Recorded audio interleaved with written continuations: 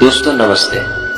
दोस्तों स्वागत है आप सभी का एक बार फिर से हमारे इस चैनल पर। दोस्तों आज हम बात करने वाले हैं 30-40 साल पहले के गांव के जीवन के बारे में। दोस्तों उस वक्त गांव के लोगों की जिंदगी उतनी आसान नहीं हुआ करती थी जितनी आजकल है। सुबह उठते ही सभी लोग अपने अपने काम पे लग जाया करते थे। छोटी से छोटी चीजों के लिए मेहनत बहुत ज्यादा करनी पड़ती थी। मेहनत बहुत ज्यादा थी लेकिन सुकून भी था। दोस्तों उन दिनों गांव में ज्यादातर खपड़ेल और छप्पर की मकान हुआ करती थी। आंधी और बारिश के मौसम आने से पहले इन कच्चे मकानों को ठीक किया जाता था और अगर मकान ज्यादा पुराना हो जाता था तो उस पर नया छप्पर लगाया जाता था।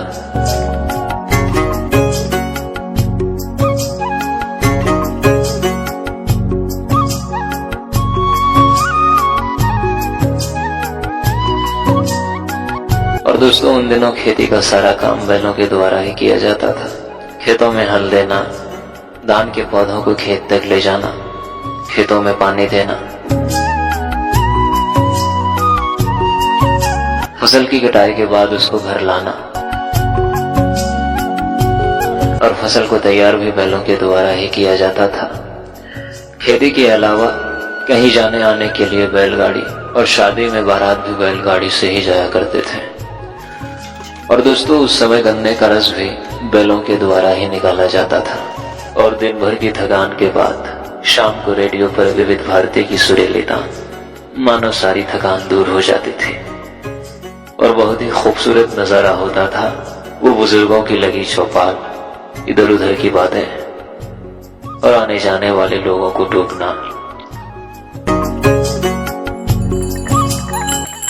और चारा मशीन से घास को काटकर पशुओं को बड़े ही प्यार से खिलाना और थोड़ी सी पानी निकालने के लिए मेहनत बहुत ज्यादा करना।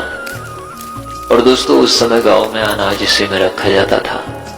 ये मिट्टी से बनाया जाता है, इसे डेहरी बोलते हैं। इसमें अनाज बहुत दिनों तक सुरक्षित रहता था। और गांव में नदी में नहाने का मजा ही कुछ और होता था। गर्मी के मौसम में एक भी दिन नदी में नहाए बगैर नहीं गुजरता था।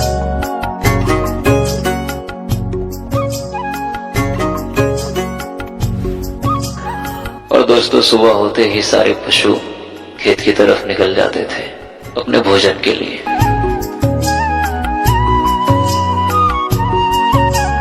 और दोस्तों रोज शाम के वक्त गांव में बाजार लगती थी। दिन भर काम करने के बाद लोग शाम को बाजार जाते थे सब्जियां खरीदने।